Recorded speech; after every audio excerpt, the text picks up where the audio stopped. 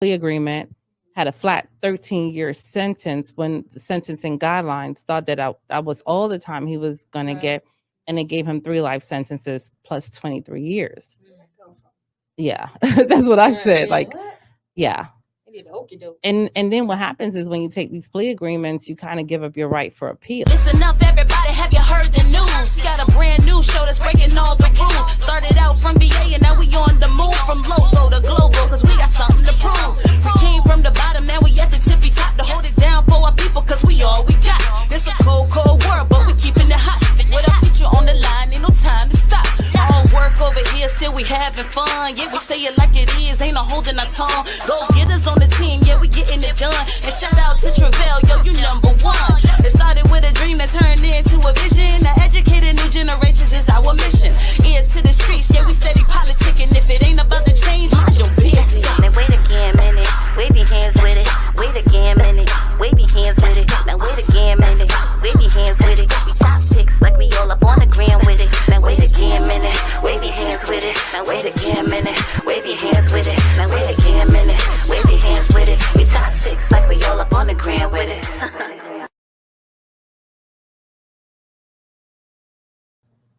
Welcome to another episode of Wait a Gam Minute podcast.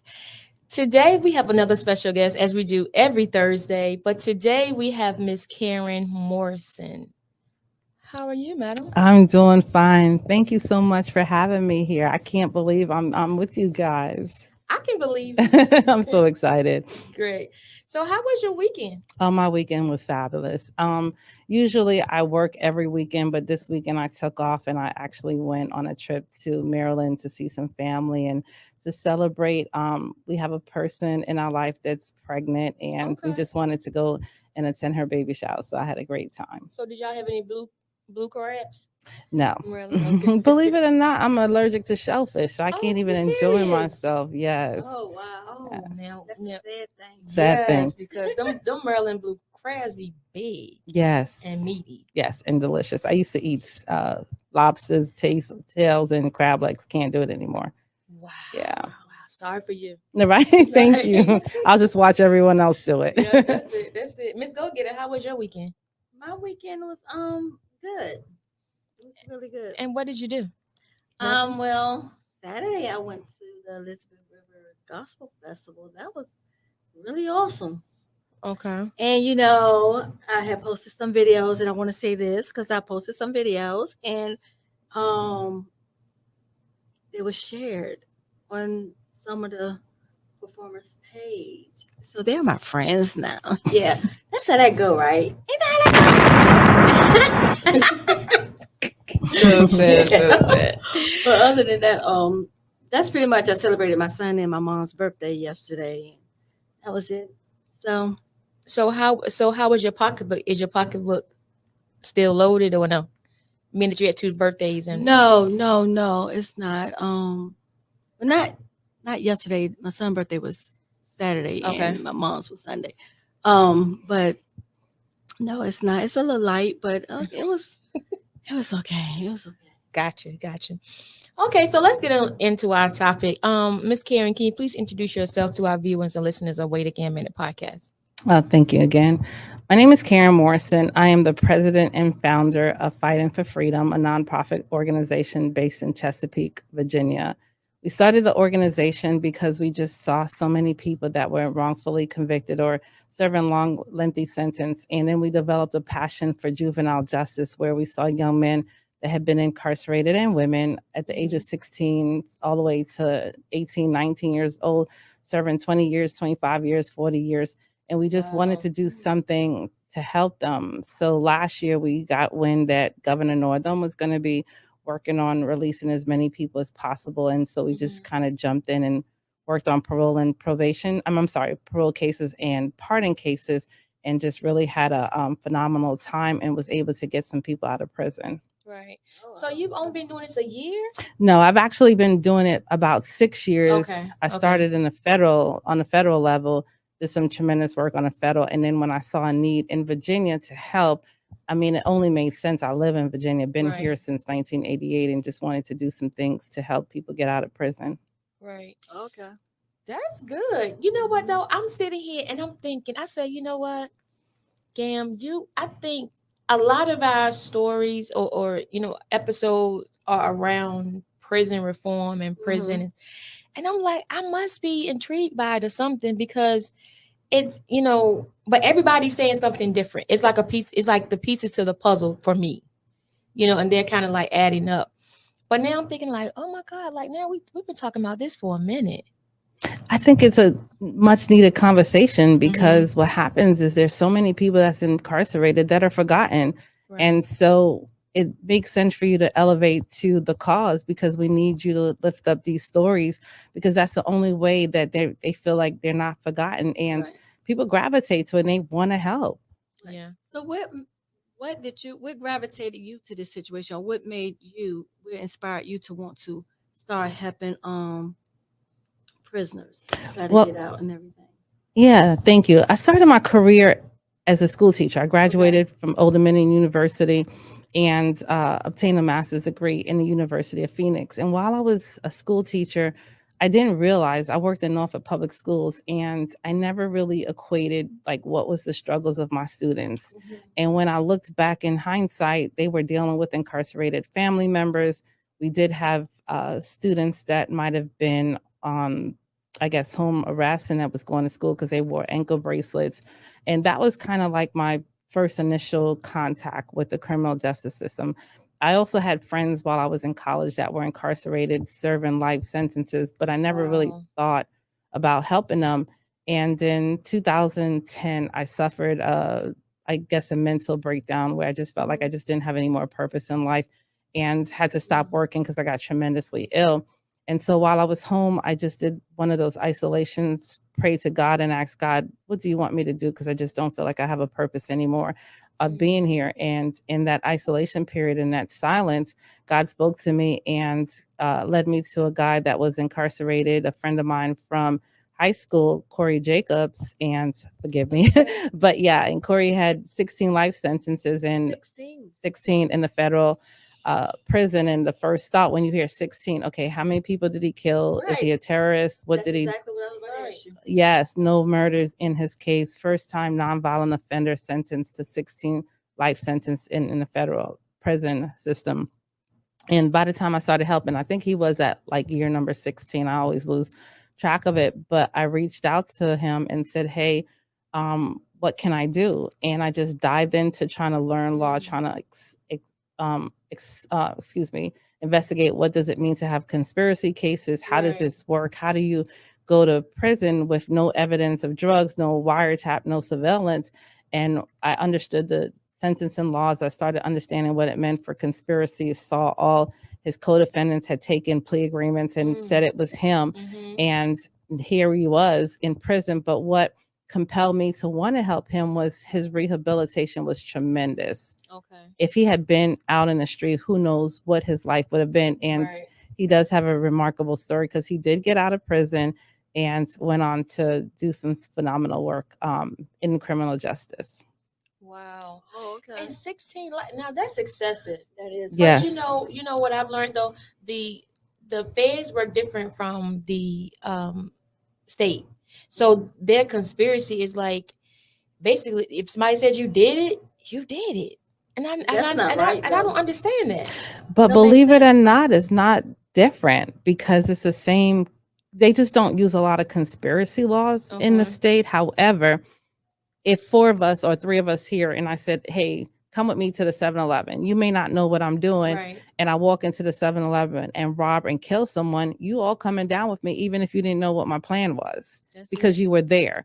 And so what they try to do is they try to get you to do a plea agreement to tell on me. But if you don't know anything about what I had planned, how can you be of assistance? So then they force you to make up something so that you can get off and then really put me at it like premeditated murder so that you can not do any time. And a lot of people, they just don't have enough information. So they go to prison for a crime they didn't even commit. It's like felony murder. And so there's different forms of how they get you in prison, whether it's the feds or the state.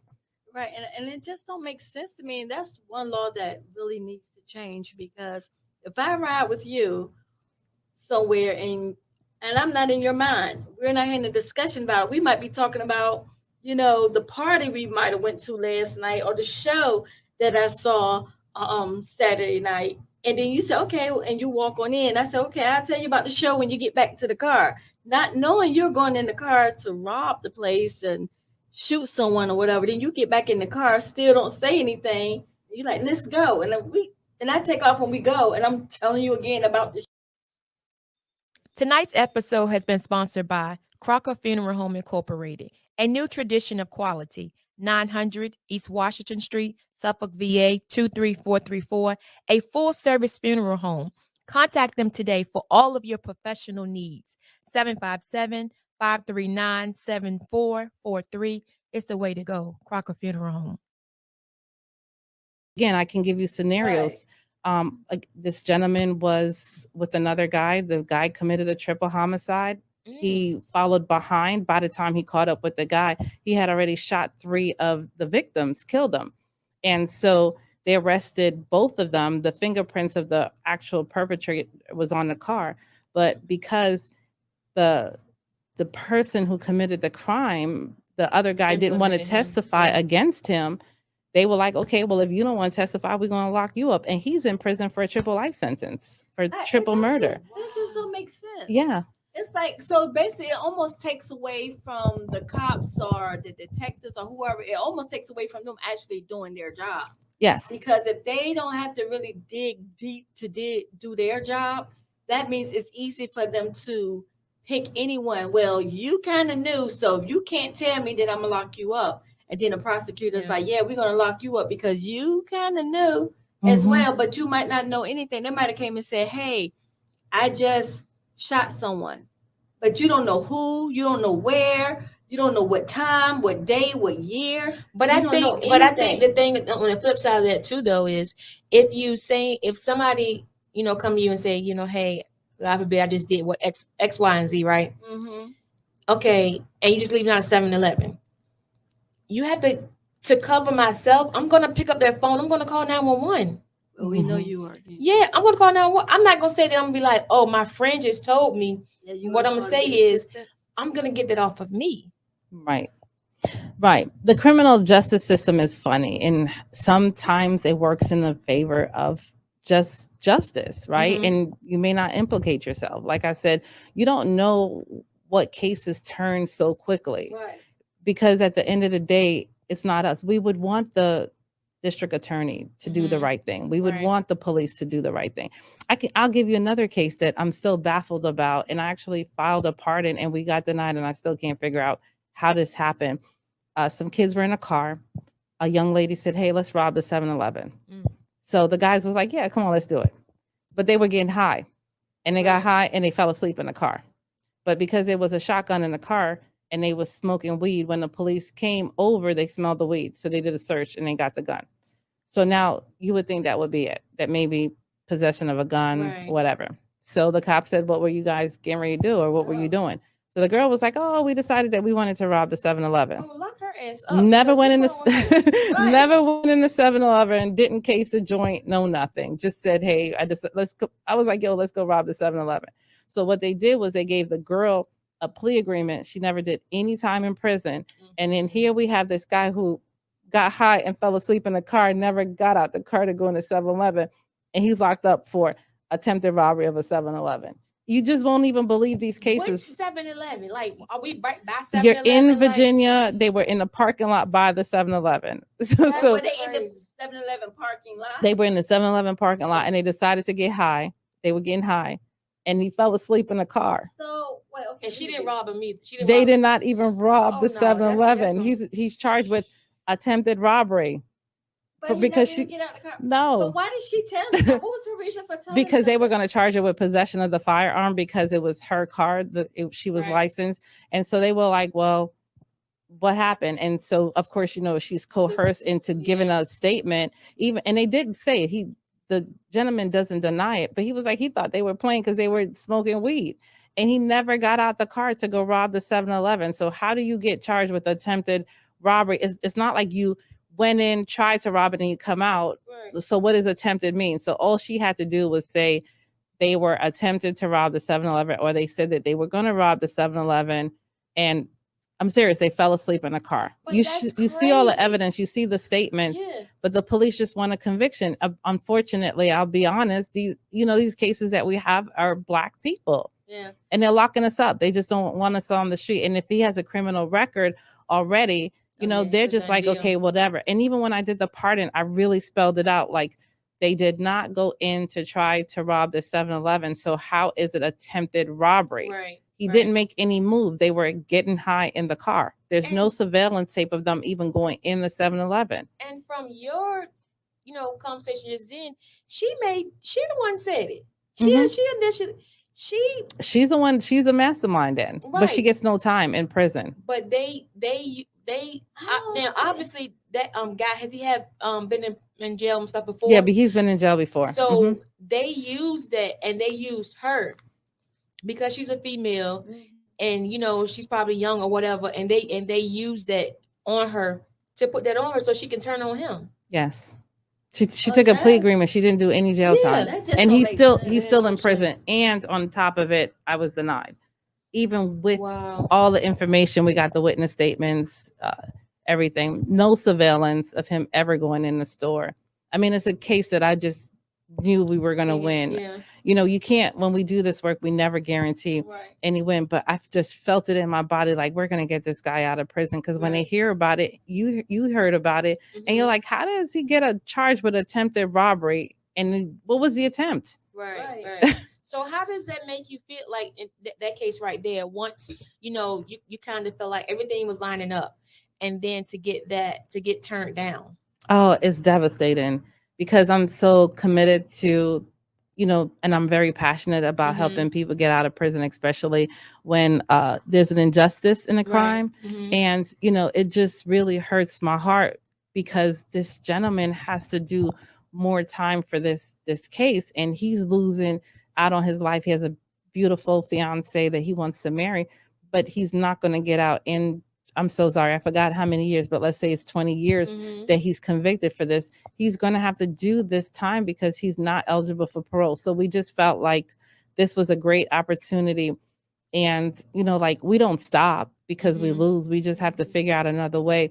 And with the denial, it was a 3-year deferment, so we can't apply. But we're still sticking with this case, because it's just this is one of those cases that you say, this is a real injustice. Like, how do you go to prison for a crime that you didn't even commit? So how old was the gentleman when he was arrested? Well, he was like 19. I think the girl was a juvenile. So she would have done time because the gun was in her possession. She's driving the vehicle. So you said it was 3 of them in the car. So did both guys go to jail? Yeah. One guy went to jail, and I think the other one was sentenced, but for a lesser time, because he didn't have the criminal record of the other guy.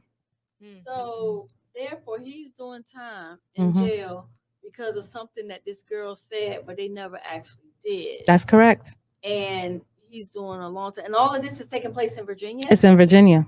So are they like small counties in Virginia? It was a small county in Virginia. Because I was like, that's not making sense, because what's going on with their lawyers? No, but listen to this. The case that I just told you about, the guy that has 135 years, the case is out of Newport News. That's what I'm saying. You give somebody all that time, it looks and sound good. Nobody's going to be able to do all that time. No. It doesn't even sound good. I don't know what you get. And see, I think that's why I'm really so appreciative of your platform, because when you hear about it, I mean, I could spend hours talking about it. I have another guy that I'm fighting hard for. He was a juvenile.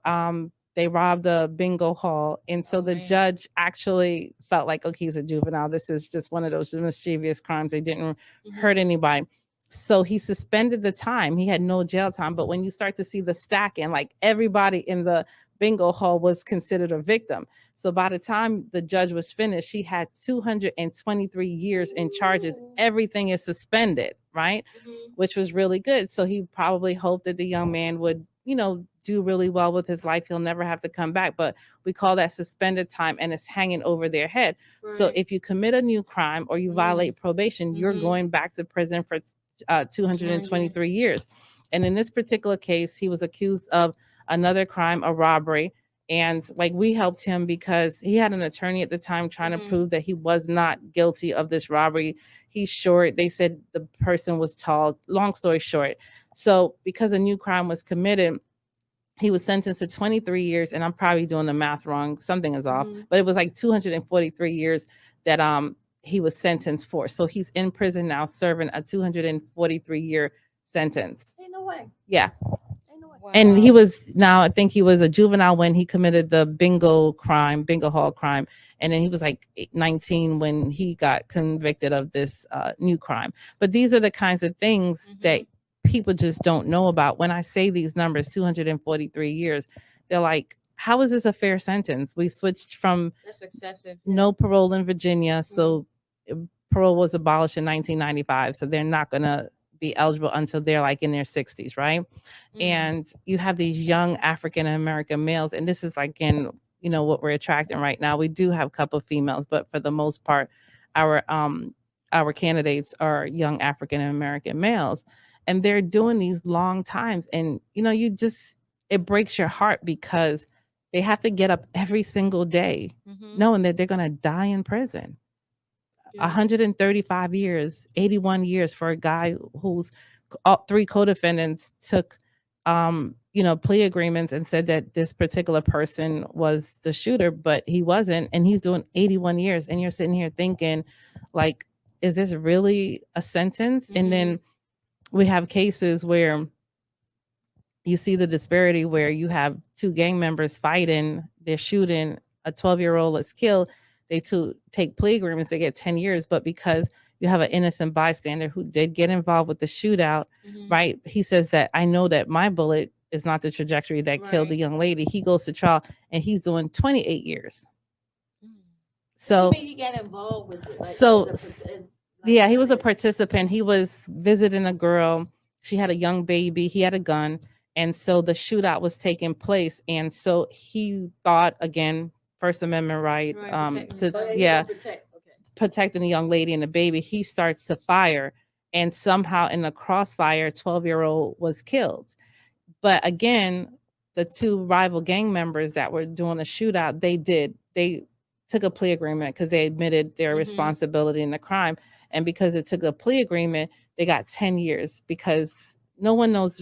And they, even with the candidate we have, they don't know if his bullet is the one that actually shot and killed the young girl.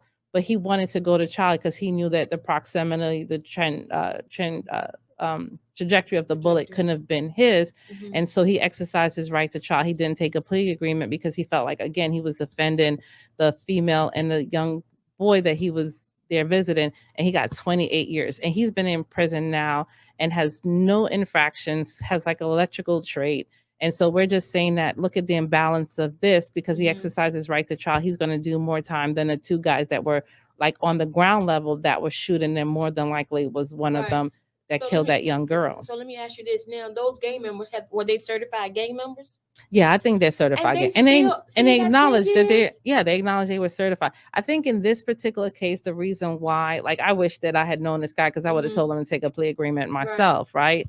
But because they accept the responsibility and they couldn't prove which bullet, and they just didn't exercise their right to trial, they just gave them like a break, right?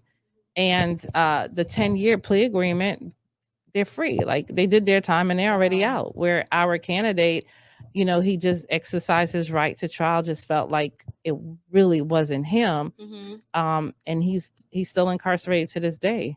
And our pardon petition for him is pending. Okay. So let me ask you this: back to your candidate, your client. You call them candidates. I call them can't because I don't use the word clients. I try not to because I'm not an attorney, and I don't want people to feel like I'm misrepresenting myself. And so sometimes I call them loved ones. I call them candidates. I very seldomly try to call them clients. Okay, so your candidate that you were just referring to, the one that was a juvenile with the bingo hall, and then he went back.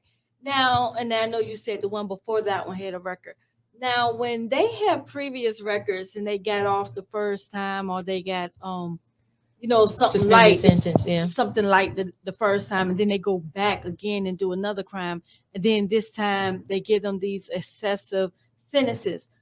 What do you look for, or why would you consider, to consider them again to try to get them off when it could have been a pattern that they have, or it could have been just that Who they are.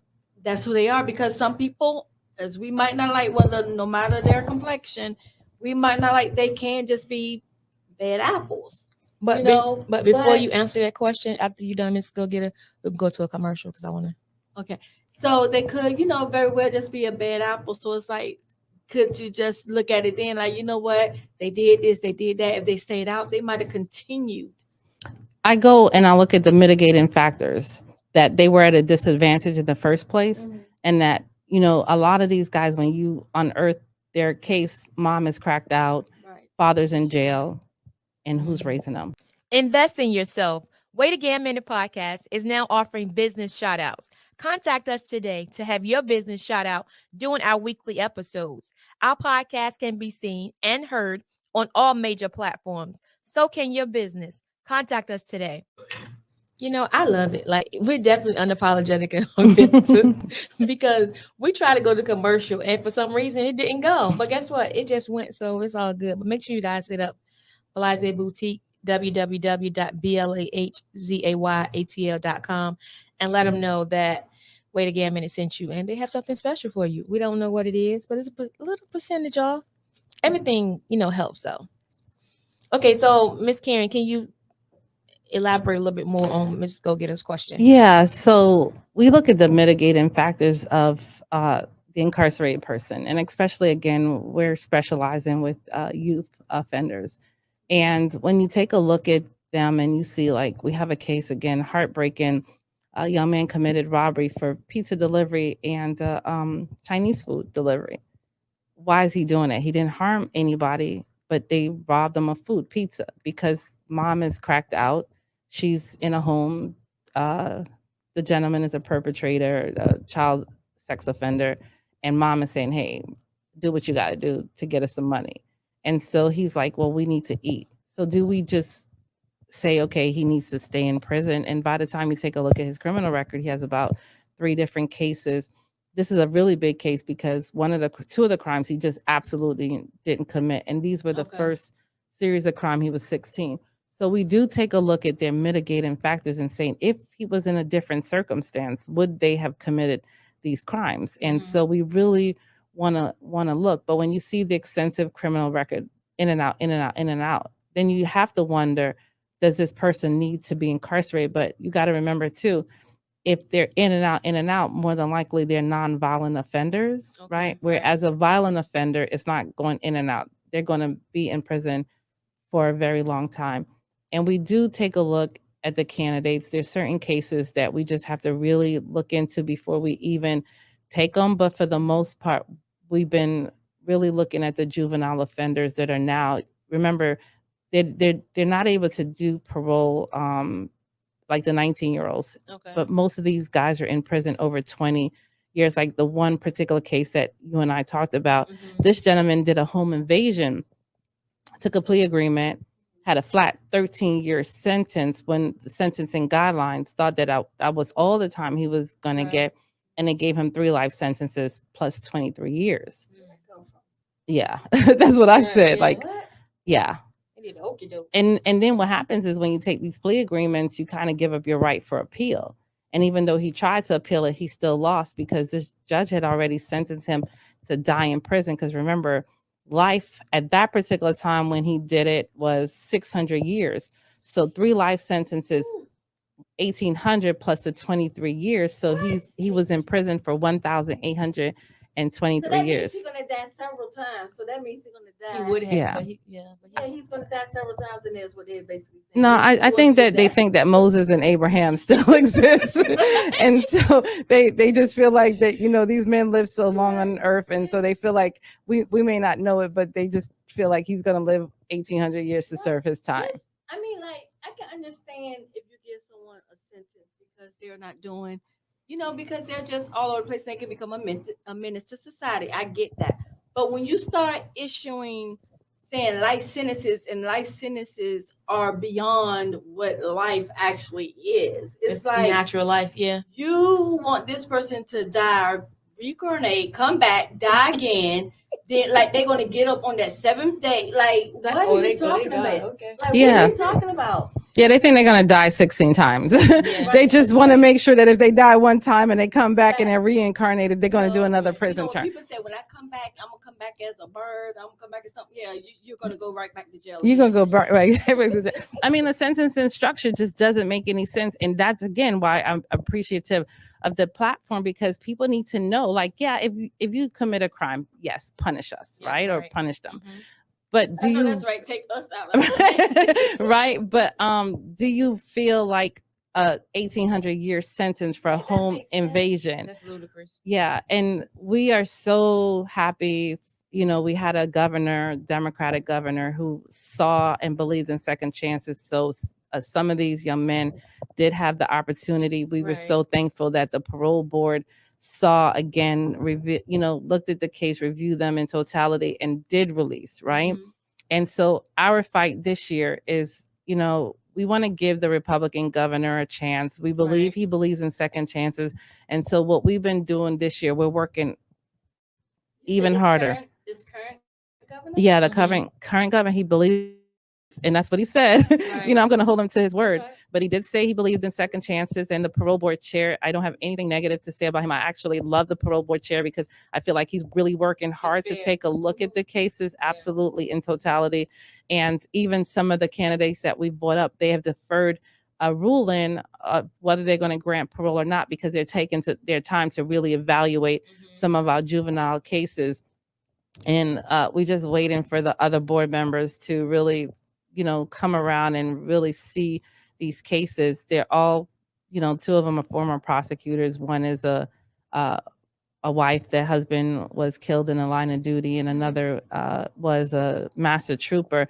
But we're just praying that, as we present our candidates, that they really look at them in a totality and see that they're no longer that mischievous or misguided or reckless teenager, and that while they've been in prison, now they're in their 40s, going on Mhm. 45 years old, that they deserve a second chance and that Right. they grant them parole And they've been in prison since they were teenagers. since teenagers. Yeah. I have they basically grew cases up in there. 16, 17 that it would just like when you do the mitigating factors, and I'm getting emotional right now because you just read their cases and you're Mhm. just like, oh my God, did they really sustain that much abuse?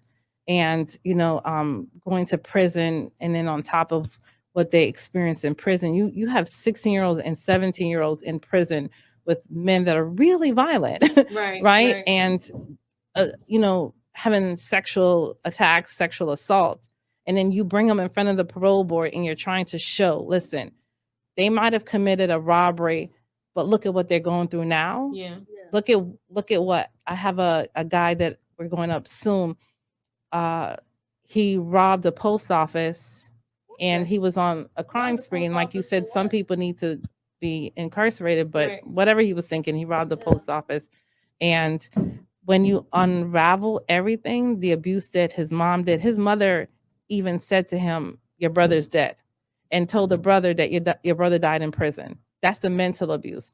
And, he tried to take his life. And so now we're presenting in front of the parole board that he has had to work and heal through all of what took place for him to be a better person. But look at what he's doing in prison. Right. Right. And he does need the psychiatric help, He does. and his brother's willing to get that for him, and he's not even going to be released to this day, but yet he's still denied, right? That's the thing. I think, they keep, I get people commit crimes or whatever, and then, they have to do the time.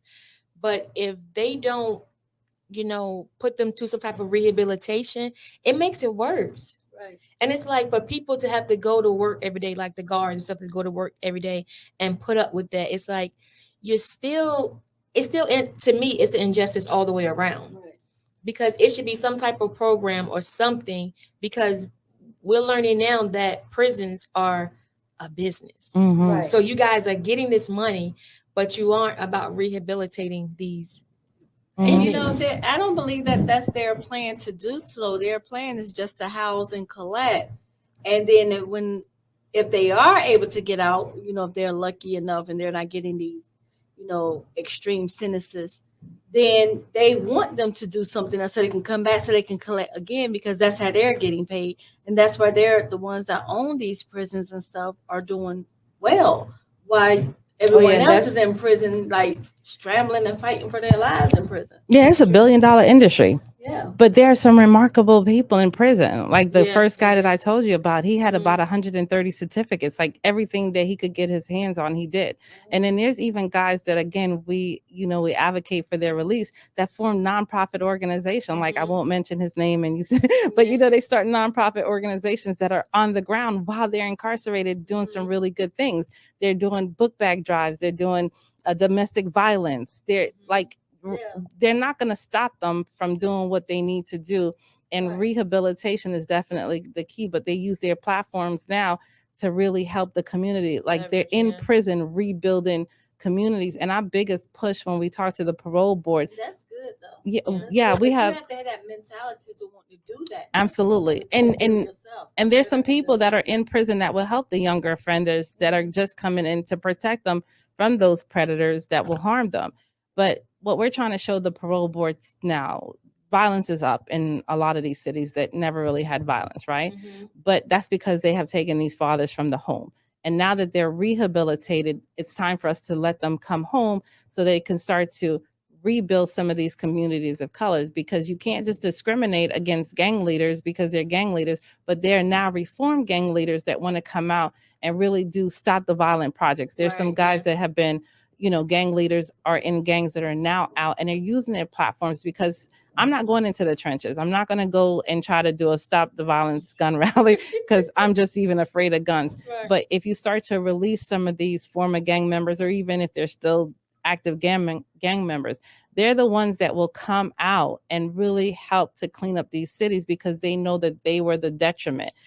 And that's good. That's good, because I get that, because if you were committing these crimes out here and you took, it would be more than right for you to go back to the neighborhoods that you once disrupted. And that's what they're doing. And that's our candidates. Those are the ones that we definitely support, because again, they were in the prison in the 90s, in the 80s, right? And so now that they've seen, and again, I'm telling you, the brilliance that is behind prison is just phenomenal. And so what they'll do is they're already working. I mean, like some of these gang members, you'll be so surprised about what their kids have done.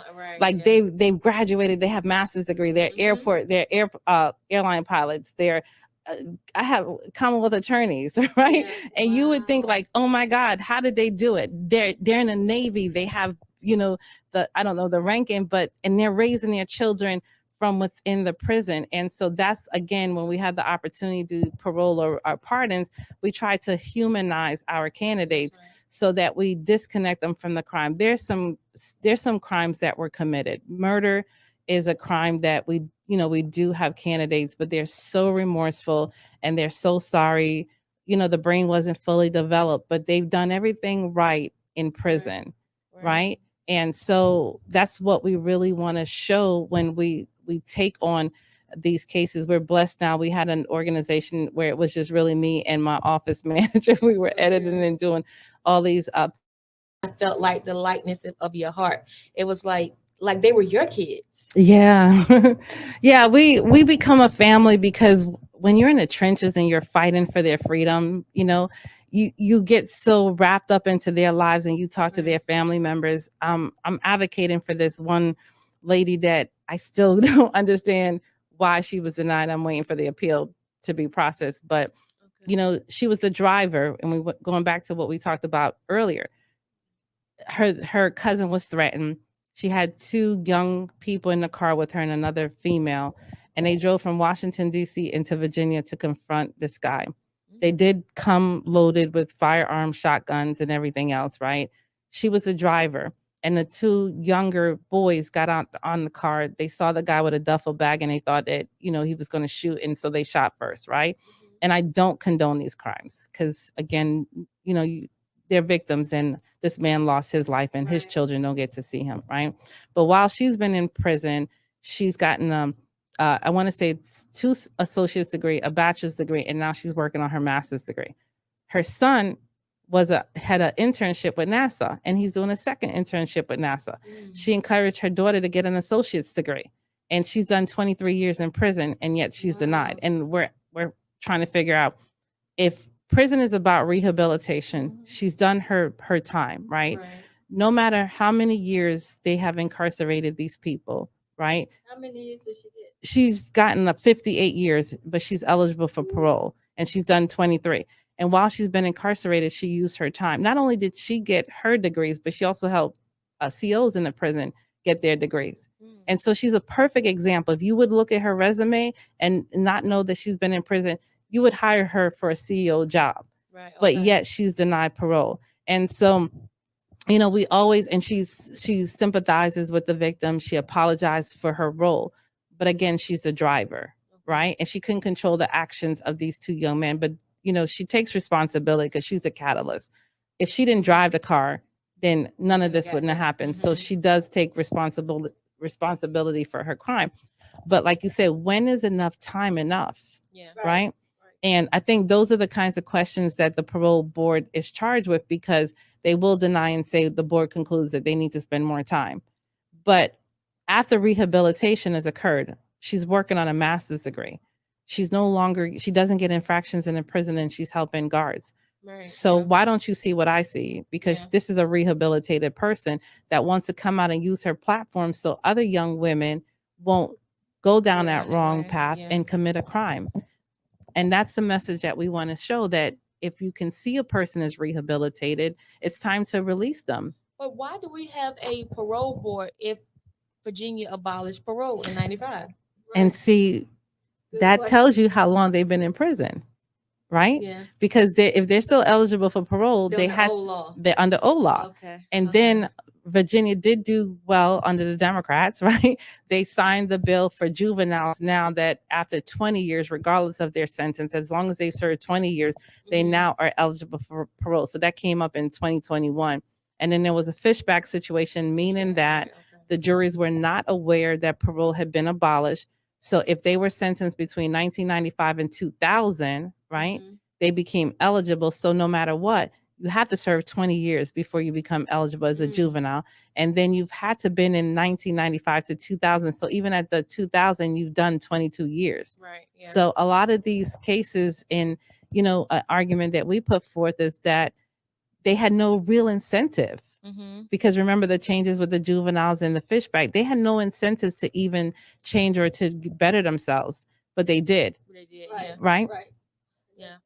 And that is a sign of, that's what I was saying, them rehabbing their selves, and it's the motivation and the want that they want in their selves. And maybe that is a sign that whatever happened, whatever crime that they were charged for was an accident, or maybe not a, I wouldn't say it was an accident. I wouldn't go that you far. know, But I would say really, that they were impulsive, or they just didn't use. They're not criminals. Like they Right. wouldn't have continued. No, they're criminals. Oh no, They wouldn't no. have But in continued. this case, this was her. I think she had another charge, but this was her first major crime. And I get it. Like I've seen the reports. Somebody's commit 76 felonies and they're free.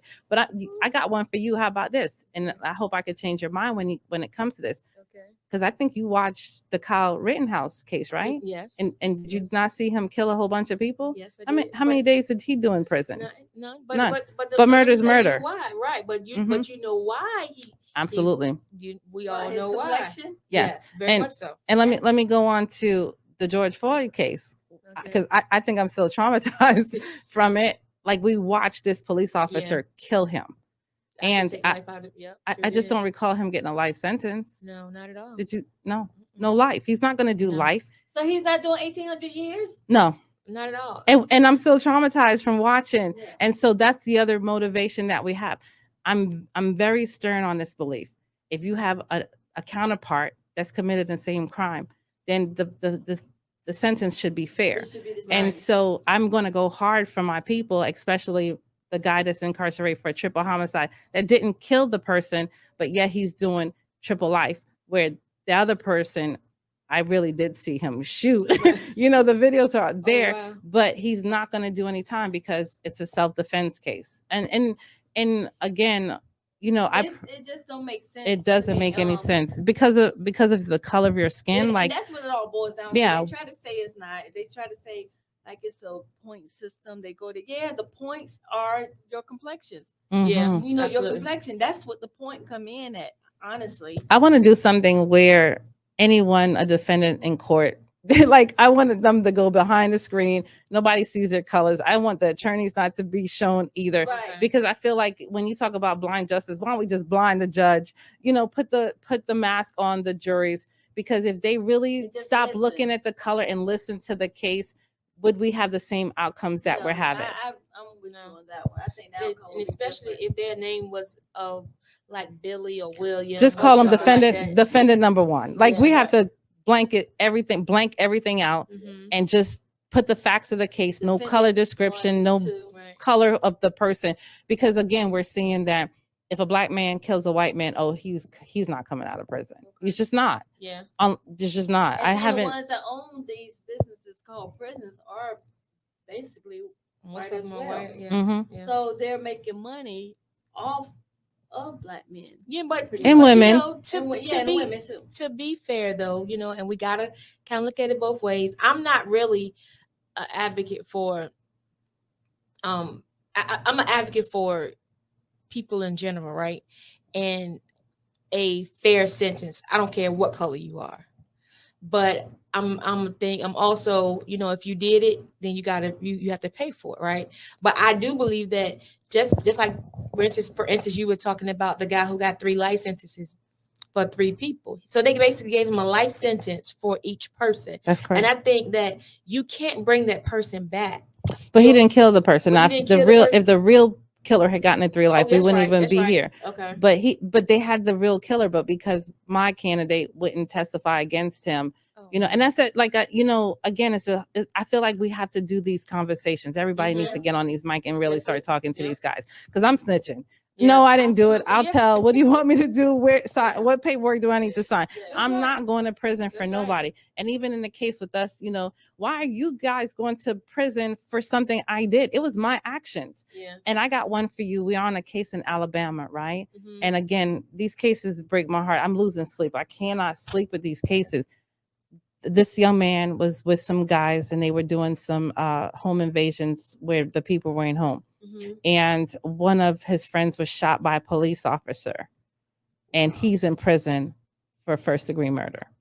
When the police officer, and it's recorded, it's on in the paperwork, the police officer shot him, but because it's called again felony murder in the commission of a crime, because they were committing Committing a home crime, invasion, okay. even as simplistic as it sounds, no one was home and they were mischievous teenagers, right? Why is he in prison and the police officer shot him? Yeah. Like, it's just, and these are the So cases. he's in jail for what the police officer did. He was sentenced to 65 years. They did take him back and he's reduced to 55 years, but he's doing 55 years for killing his friend, that the police officer but the killed. police officer shot him. But okay, and then this is another thing. Okay, these people are going. These people are going to court, right? So are they all using public defenders? They're using attorneys. They're using public defenders. Now, our organization has teamed up with his advocate, and his advocate is excellent. She's been able to help get the story out, and it's a whole team that's now on it. He has a paid attorney, private attorney. And so, that's why if you ever see us out there saying, hey, we need donation, because we literally try to get money that if we can't do the case, then we will try to pay for the attorney. And we have a fantastic donor that will see some of these injustices, and she'll pay for the attorney so that we can, get a paid attorney to help. But these are the cases that, like, when I started out, again, I just wanted to help. Mhm. But then we got so bombarded with so many cases, and we just cannot take every cases. And you Right. know why? Because people talk, and in the prison Yeah. system, they get stuff. I don't know how they get it, but they get it so quick, and they know who their help is. Like, Mhm. so when people talking about people doing these cases, then they looking at what you get, your reputation. So, and everybody's trying to knock on that door to try to get in. But let me ask you this: you guys are doing all this blunt work, like grunt. You're in the trenches, and you get somebody out, but somebody comes and take, say you did all the work, and me and Ms. Gogetta say, you know what, well, wait again a minute, help him get out, help her get out. And the whole time we didn't do it, but somebody came in taking credit for your work. Has that happened? That has happened to me. And people don't understand it is hard work. So when you come in and you say, oh, we do get pro bono attorneys, we get people to come in, organizations to help. And then you push us out the way and you say, oh, I got a case I was on a case for 3 months and I got the person out of prison. And all of a sudden you're all over the newspaper claiming this case. And we're sitting here. I used to get really mad I went through my emotional struggle to say, wait a minute, like, how do you claim this case and you got on the, like, we had already started winning. But I had a conversation with someone that actually granted the pardon. Okay. And she was like, well, why are y'all taking any credit? I'm the one that got it over the hurdle to get it granted. And so we had to kind of check ourselves and say, listen, Karen, why are you doing this? Are you doing it for the fame or the fortune or whatever? And I'm absolutely not. So what we do now is we're not going to argue with anyone about who did what or who got the credit for the case. What we're doing is we're doing it for the culture. Right. As long as the person loves me and communicates and send me those pictures of celebration that this is what I'm doing and this is how I'm living my life, that's all that matters. We're not going to argue with any organization about who did what or what credit, because we're operating now as a team and we're moving as a team, because I can't do what I do without my team. I have an office manager that's been riding with me. And when I tell you, I got her up 2-3 o'clock in the morning, because I'm like, okay, I need this edited. Can you have it edited by the morning time? But, I don't do this work on my own. And when I tell you, I have guys that, we do give them a donation for helping us, but I have guys that will get on these calls and start to teach these guys or coach them how to speak to the parole board member. So a win is a win for everybody, right? And walking somebody out the prison, I never even used to do that before, but now I go to the prisons and I wait for them, because that hug is like my reward, to know that we just reunited someone that was going to either die in prison or was spending a very long time with their family. And so those people who are doing it for clout and those people who are doing it for, oh, I did it, attorneys can get a win and they're going to raise their prices. We don't care. We take donations, we take pro bono cases, and we're just really happy to even be able to be a part of this. Because again, I'm not an attorney. I just feel like I'm so blessed. I have guys that we call them the jailhouse attorneys, that I'm like, oh my God, I don't know what avenue to use. And they'll say, well, use this case, or, this is a good information. And so we are a team, and I have people that are helping me. The guys that we get out, they come back and they help me. I'm doing a workshop. Good. You said don't plug it, but I'm doing a free workshop for people to teach them how to do parole and how to do pardons, because if you can't, donate or help it pay for these things, why should your loved one have to remain in prison because you don't have the knowledge? So we're going to teach them how to do this kind of work to get their loved ones out. That's good. Oh, thank you. That's real good. So what about, have you had any that got out and then they went right back? I haven't had anyone, but I will tell you real quick, the most hurtful feeling to me is you help a person get out and they don't even acknowledge you. And I don't think it's about the validation. It's about the thank you. It's about the thank you, but also when we're doing this in the trenches, you got to understand, I'm a wife and I have a husband, 27 years, and I have children. I'm sacrificing my life. Right. Sacrificing my children's life, because I'm always working, I'm always tired, right? And I just want to help you get out, and then you turn your back on me and you don't even want to communicate with me because of whatever reasons that you have. Now that's hurtful, and I've had to become really strong and strong-minded. At first I used to use my Instagram to like cuss them out because they don't understand, like, I'm still hurting and that was my form of expression. But what I've been able to do is I've had people around me that say, feel the love from the people that really love you, and it's their loss, not mine, that they don't speak to me and they blocked you, because at the end of the day, I did it for girl, they blocked me. They blocked me. You know why? Those people will use you too. Yeah, they will use you for what they need, and then when they use you up and wring you out to dry, it's Right. like I They don't don't need I you no don't more. need you. Right. I don't need you. And when they say that God will take someone out because you may not do it, Mhm. you best believe it. I don't Oh, try yeah. to reconnect with them, because if you really don't have anything to say to me, I used to be that stalker and trying to send messages and say please, but I just realized that what I have had to do was to understand again the purpose Right. in my life, and the purpose was taking your case and helping you to come home, but it also gave me the knowledge that I need to use to help other people. Mhm. Like the 16 life sentence, that dude, we don't talk, but he made me a beast, Yeah. right? Because of him and because of the passion I developed, I've been able to start a nonprofit organization that is now in its second year. And in our first year, we got 15 people out. And I'm at the point now, I'm not even telling about the So- cases that we've gotten out. Right. Yeah. And so it hurts that I'm not able to celebrate, or he doesn't call me to celebrate. And I just stopped stalking, but I'm just really happy that I'm able to do this for the rest of my life. Right. But now, for the record, he's out, right? He's out. He's free. out. Oh, that Yeah, 16 see- life see? sentence, walked out of prison. Yeah. He's free. So the one that did 16, He didn't do no well, 16 he life. had 16 life sentences. Mm-hmm. He's He out. got out. You helped him get out, and now he don't talk. He to blocked you? me 10 days before he was getting out. Oh, 10 that's days. Dirty, but Dirty, real but dirty. That's dirty. That's very unappreciative. But Yeah. you might not want to deal too much with him anyway, No. because he might be one of the ones that I was just talking about That- that's not really doing Yeah. what he's supposed to. But you had mentioned about other organizations taking credit for cases. So you mean to tell me like y'all will get on different organizations, be on one case? Yeah. And we do it because again, I check my ego. I don't have an ego, right? And to me, it's a learning experience. I did a case, and when I tell you, like, I just feel so blessed. I was on a case with 2 private attorneys and the team from the law school, right? The attorneys. And so I'm like, I feel so respected because they're like, Karen, well, what do you think? And I'm asking them, well, how do you maneuver? So I'm learning. So I can only get better if I put myself into positions.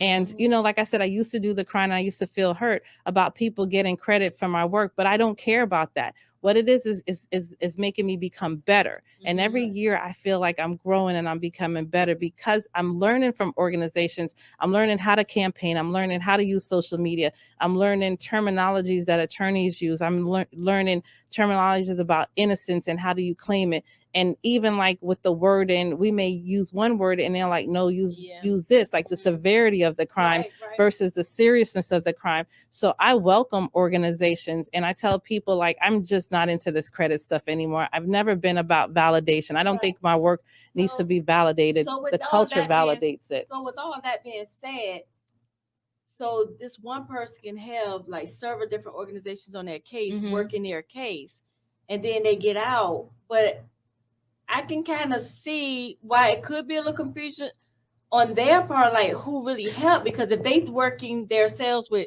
3 different people or 3 different organizations, it might be like, well, who really did what? Well, we all gonna stand up here then. Right, Yeah, that's how we do. We're all supposed to stand up. But she might not really care. So say Karen said, well, I don't, really care about recognition. I'm just doing the work. But the other ones might be like, oh, she didn't do anything anyway, baby. I did it all. Yeah, but so that causes confusion. But you know what? Like you said, if you're into that, then you're not into it for the right reason. I could care. If they never acknowledge me, that's fine. But remember, my loss is I don't get to speak to you anymore because you've gone on. Like, see, okay. Yeah, because you want to still have a connection. I still, because yeah. you know what? This they became family, though, Mz Right. Gogetta. Yeah. This might be something else too. Like the ones you help, maybe it could be like an agreement, like, hey, I'm helping you and I'm get out. And when you get out, you need to work into my organization to help others. Right. But you don't want to put anybody in contracts. You don't want to lock them in. You want people who are moved to do it. All right. I'll go back to the example of the 16 life, right? I'm just not disputing who did what. Cause I didn't, my role is an advocate, right? And he had an attorney. The attorney did all the work, filing the clemency and everything. So mad respect to her, right? Okay. Young, beautiful attorney that did it. She's getting the credit because she's the one that filed it. She's the one that did the sleepless nights going back and forth and traveling, right? And so there's no real credit. And then we had a team. right? It started with a dream that turned into a vision. To educated new generations is our mission. Ears to the streets, yeah, we steady politicking. If it ain't about to change, mind your business. Now wait a Gam Minute, wave your hands with it. Wait a Gam Minute, wave your hands with it. Now wait a Gam Minute, wave your hands with it. We top pics like we all up on the gram with it. Now wait a Gam Minute, wave your hands with it. Now wait a Gam Minute, wave your hands with it. Now wait a Gam Minute, wave your hands with it. We top pics like we all up on the gram with it. But to me, and he did, when he came out, he acknowledged, and thanked the whole team, right? But my problem is when you're locked into a person and you are there when they're picking up the phone and say, stop what you're doing. Can you help me? Or you're editing letters and sending it to the attorney, or you're getting the certificates together, or you're making these phone calls and you're doing the social media push, right? And at the end of the day, you see that person continuously now only saying this one person got them out of prison. Right. But you've had, even before me, because when a person's in prison 16 years and I come on 2 years, you can't say I walked them out of prison. I just didn't do it. They've had a whole support system to bring them to that point. There's people that's giving them information and doing everything, right? And it's just hurtful that we don't all get to celebrate, especially in this particular case, because this guy's like on the top of the food chain. Like he could probably get a private plane and fly us everywhere, because he came out and he landed it great. But when you don't even get to call and say, oh man, I just saw that you were on the Emmy Awards, with your band, and I don't get to celebrate that with you. I can't post, oh my God, yo, we helped that dude get out of prison. You can't shine. It just doesn't even make any sense. But I've been able to walk in a different way, and I got a fortress around me. Like I just don't want to anymore the heartbreak, but it really, really hurts because you've lost that bond. And going back real quick, when you fighting for somebody's life, they drowning you. Yeah, absolutely. Yeah, because they don't feel like they're getting out. And then you have the spiritualness inside of you that's saying, just trust your attorney, trust in the process, because what's for you is for you. And you're literally just praying and fasting and doing everything that you need to do, and to hold them up to say, come on, you can make it another day. It's getting harder, but let's build the relationship with your children, or let's do this. And they're holding on to you, and you're like, in that particular case, I'm arguing with my husband. My husband's like, why are you wasting your time? This dude don't even appreciate you. And I'm sacrificing my life to do everything that we can. And going back, like just the connecting the dots, like I connected him to the attorney that took the case pro bono, right? And then stayed with her and helped her. And so she's very respectful, but you have no respect for the work that I've done. So you take it personally because, you just don't understand the sacrifices that I also made, right? You bigging up the attorney saying the sacrifices that she made, but what about the sacrifices that I made? Because at the end of the day, you guys, your team and whomever else was the legs, you guys were the extension. Yes. To the, whether the attorney, of course the attorney had to file the paperwork because they have the degrees, right? Right. But you guys give them all of the meat and potatoes that they need, right? To present to whomever. But this is my thing. I was telling you before the episode, I went to a trial sermon yesterday of a guy who was sentenced to a lot of time too, but he's out. And he was saying that while he was in prison, how his mother was basically, she carried him for 9 months, and then she carried him for 20 years. And he was basically, he used the analogy that he was basically on a gurney. And he was looking up at the sky. Because he couldn't do anything for himself. People on the outside had to, be his support. And during that time, it got heavy for her. So then that's when his wife came into play. And then he was just saying how God just brought certain people in at the right time to carry him because he couldn't physically carry himself. But he acknowledged those people. And to me, the acknowledgement encourages you guys to keep going yourself, because you can get in your feelings because you're operating with your heart. Exactly. Because that's your passion. So anytime that's in there, you're gonna feel a certain type of way. But I think sometimes you do have people that just use you. Yeah, you're gonna have a lot of them. Oh yeah. And then I also look at it like too, you're gonna have a lot of them that's gonna just use you to get what they need to get out. And then at the end of the day, they might not be the ones, like you said, they might be the ones that just help you build so you can get the knowledge. So they're like the trial that you had to take. Yep, that's on. it. That's the trial. Right. It's a So test. now you're going on to the big leagues now. Right. But I can understand, that you still put in a lot of your personal space time into them to get them out, but they were just a trial for you. You know what I'm Absolutely. saying? And So- and I just think about it in that situation. I that was like my first case advocating. Mhm. And look at what happened. Like Yeah. what would have happened if I had stayed in this life? Would I be where I am right now? Probably not. And so my husband said it to me. He said, "Hey, are you doing this case for him, or are you doing it for your passion and for your growth? Because if you're Mhm. doing it for him, then you're not going to do this anymore. Like Yeah. you're going to stop because, like you said, the acknowledgement and everything just didn't play out." But I was like, you know what, God, when I first started, I prayed and I said, God, I feel like I don't have a purpose in life. So can you help me understand my purpose? And did he give me a passion? Because I'm so in love with the work that I'm doing. I'm so in love with being able to meet people and teams, and just even feeling good that somebody's like, Karen, can you help us strategize? And they're really wanting my opinion. And then I've made some really good friendships from these guys that we have gotten out that now support me, and I can call. And then we're building relations with attorneys, because of course, attorneys get paid by the hours, right? And I can text an attorney and say, hey, I don't know how to go with this case, but can you take a look at this? Like today I had a police report that could possibly exonerate someone, and we have PIs that we also pay. And when I looked at this case, my gut said, oh my God, I think we've gotten the information that could exonerate them. But because I don't know the law and I'm not sure, I just send it to the attorney. And she immediately looked at it and she told me, and she was like, yeah, this is definitely something that an attorney could use to possibly exonerate the person. And so again, just the blessings that we've had. And I'm so thankful for the people who remain in my life and stay in my life. Because of them, again, we're continuing to build and having the right people, and again, having an opportunity to be on this platform so you can showcase the work. We don't know where this is going to take us, right? We don't know if we could reach a board member or even a governor's office to say, you know what, we may want to take Karen Morrison's cases a little bit more seriously, because she's putting a lot of work in it, and these clients, candidates of her, are doing really, really well, shown rehabilitation. And we just want this governor, because we don't want to wait 4 years, right? Yeah, that's 4 years too long. The pandemic is still going on and people are dying. There's lockout. Family members can't even really communicate with their family members. And so we're just hoping that, he will see and just really use his executive power and talk to the parole board and stop denying people the right to be released after they have proven that they're rehabilitated. Right.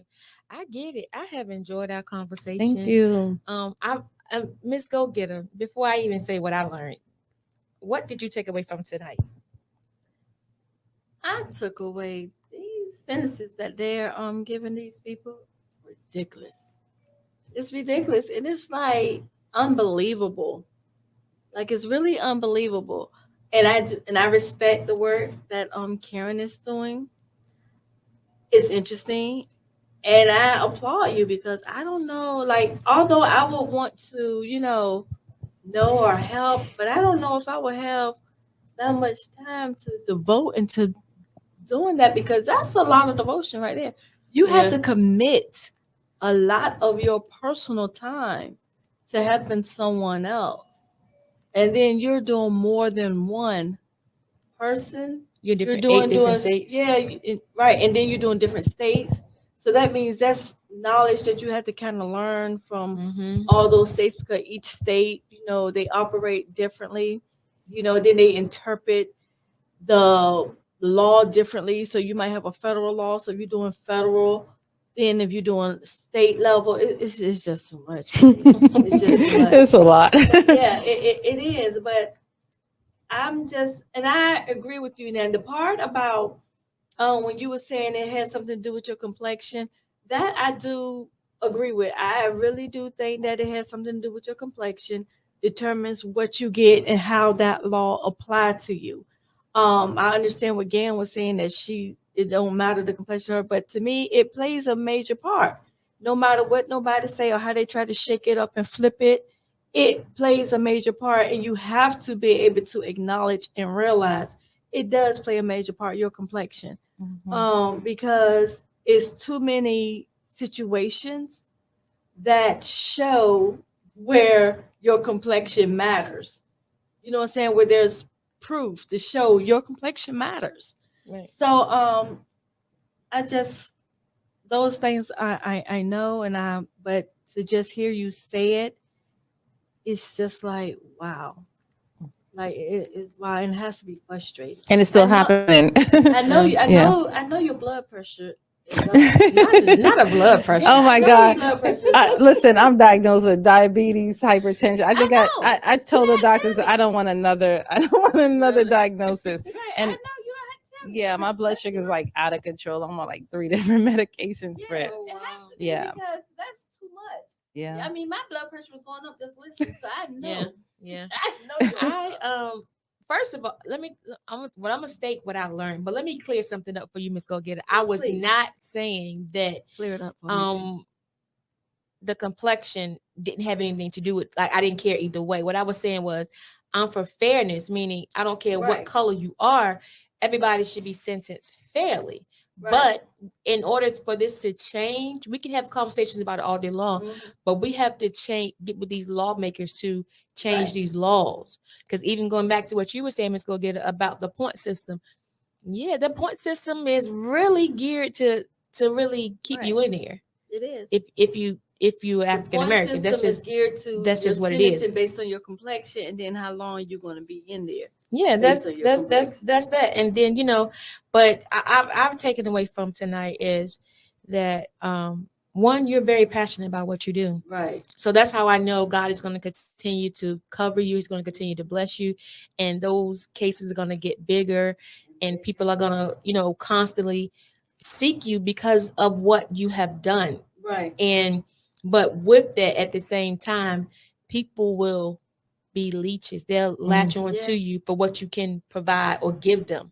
So I would just say, like, you know, when you pray and ask God for a spirit of discernment, Right. I'm doing the same thing, you know, but to keep pushing,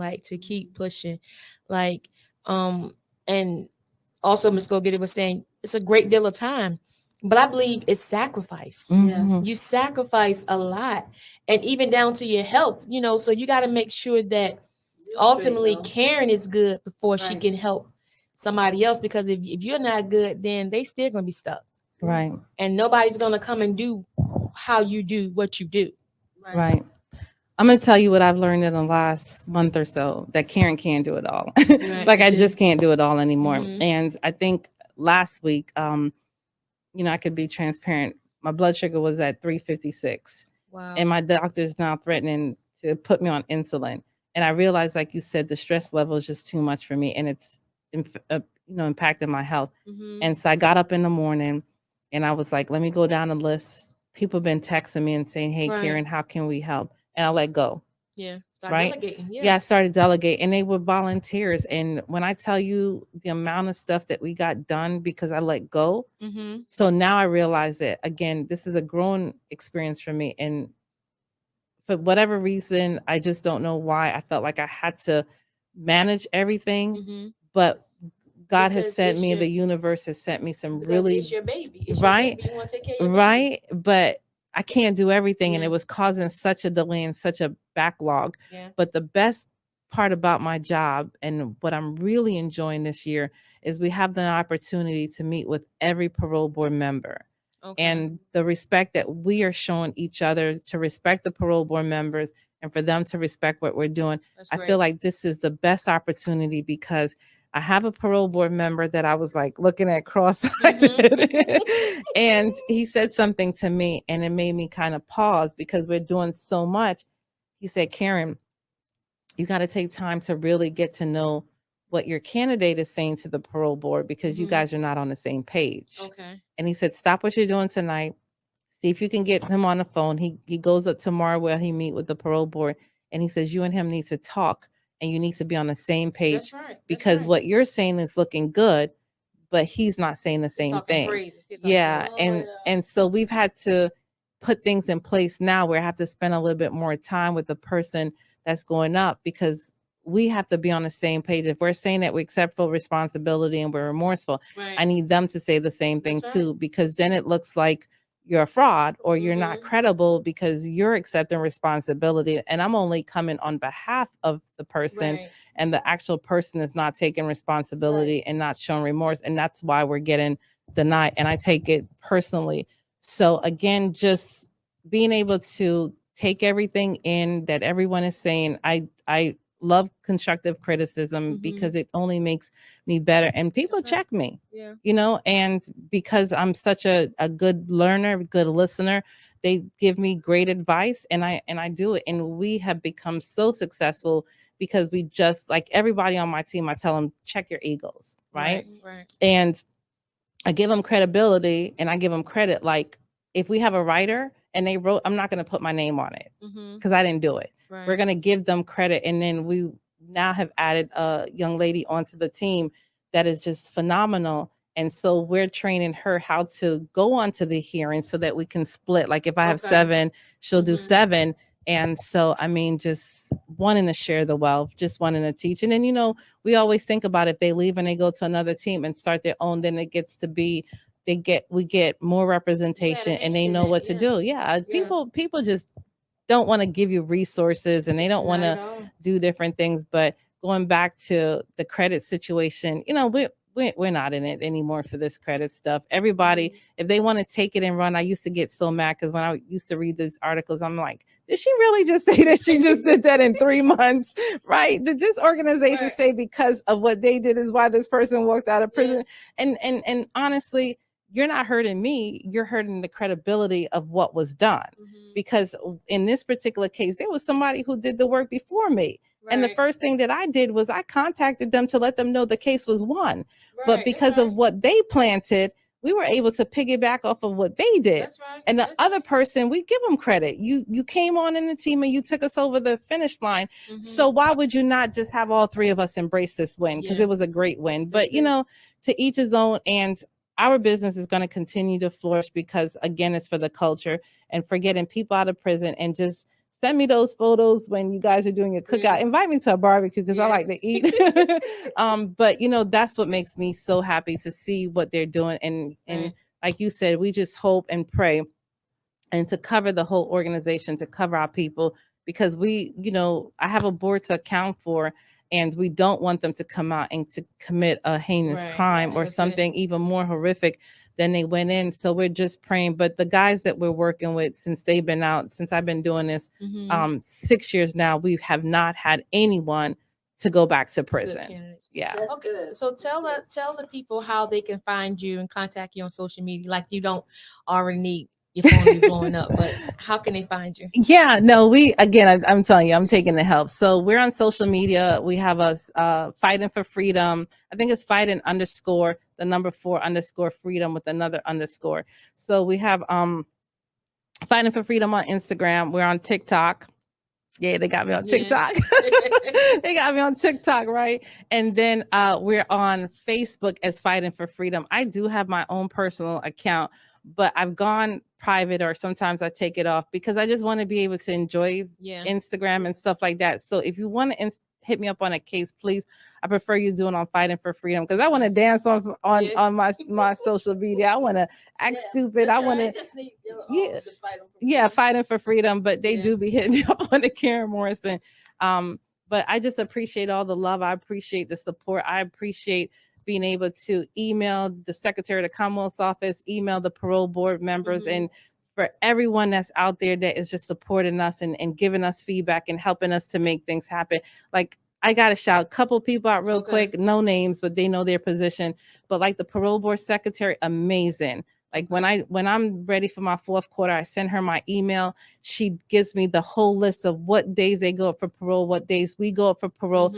And I mean, like, everything that I need, she gives it to us. If we need votes, her staff provides us with the votes. And then from the Secretary of the Commonwealth's office, there's an incredible person that, you know, we can email and say, hey, this may not be our case, but we want to advocate. And they take a look at it, they listen, and they've been doing really well in getting some of these cases in front of the Secretary of the Commonwealth's office. And so we just thank everyone. Thank you for having me here today, and just everyone that's supporting Fighting for Freedom, all our donors, everyone has ever given us $5, $10, shouted us out, reposted our posts, supported us. We just thank you, because Fighting for Freedom wouldn't be the organization that we are today if it wasn't for you guys. So thank you so much. So before I ask you my last question, Okay. What do you do? I know you say that, you want to be on your social media, you want to be dancing, but what do you do when you're not advocating for people? Like, how do you let your hair down? I have 3 wonderful kids. I have 2 boys and a girl, 26, 25, and 21. Okay. And I have a great husband, 27 years. And my downtime is spending time with them. Like our 27th anniversary, went to Vegas. Okay. I turned my phones off Right. and I went zip lining. We went on a helicopter ride. And so even now, my husband has said, because I've been working 7 days a week, Sundays is going to be our days. He likes football. I'm going to start watching football again. My phone is going to be off.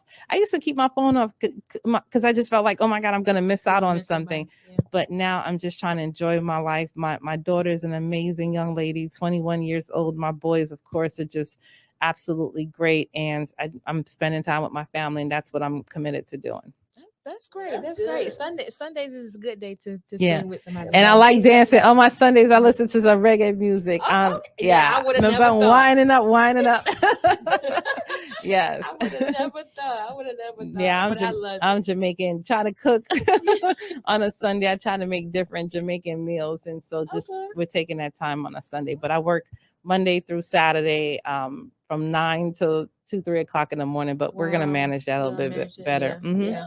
Yes, and thank you for having me. It's been wonderful. I appreciate it. Miss Gogetta. That's exactly what I was about to ask you. How has your time been here? Since it's been great. I've been following you guys, and we, like I said, I don't handle my social media account, but I do watch, and I just appreciate, and I just watch the growth that you two have had in getting your platform and expanding it out.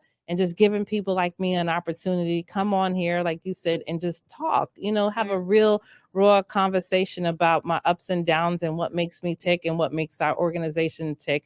And so I just appreciate the fact, and then you guys keep going, you go getters. You look, wait a Gam minute. That's where my Jamaican come in, wait a Gam minute. And so, no, I just appreciate everything that you guys are doing. And just, anytime, like, we do have some tremendous stories, we can get family members to join this platform and share what we're doing. But we're going toe to toe with the parole board, because we just want to show them that, there's people that's truly deserving. And having a month of August with 0 parole grants, it was hard. Yeah. We're going to keep fighting though. Yeah. Ms. Gogetta, any last words from you? No, I think we done summed it all up.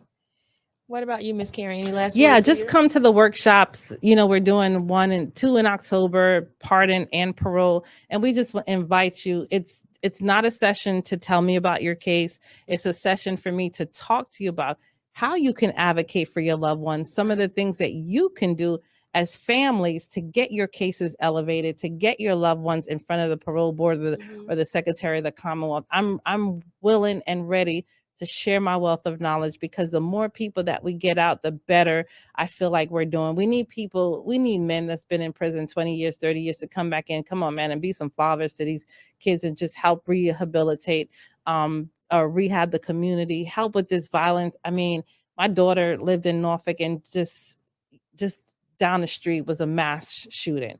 And so we need some of these men to come out, and those that are already out that's in the community, we thank you for everything that we're doing. We support you, and we just know that you did your time. I'm forgiven, the communities are forgiven. We don't even ask you what you're doing. If you need us here, we support you. And just shout out to the guys that got my back, that's been in prison, came out, and just have helped us to get our names out there. We appreciate you guys too. So I don't have any last words. I just want to thank you for coming on, and and I just want to tell you just to keep pushing. Like, let all of that, whatever negativity or whatever, fuel you to plateau to wherever God's gonna take you. So He made me a beast. That's all I said. That's it. They just made me keep going, and just the love for the people that we get out, man. Yeah. That love is just incredible. They'll send me pictures. Like I got this one guy. I'm like, okay, stop sending me the pictures, but he'll send me pictures of his date and him going out with his wife and everything else. And you know, that's what we're living for. Yeah. So with that being said, until next time. Wait to Gam Minutes. Good night. Good night.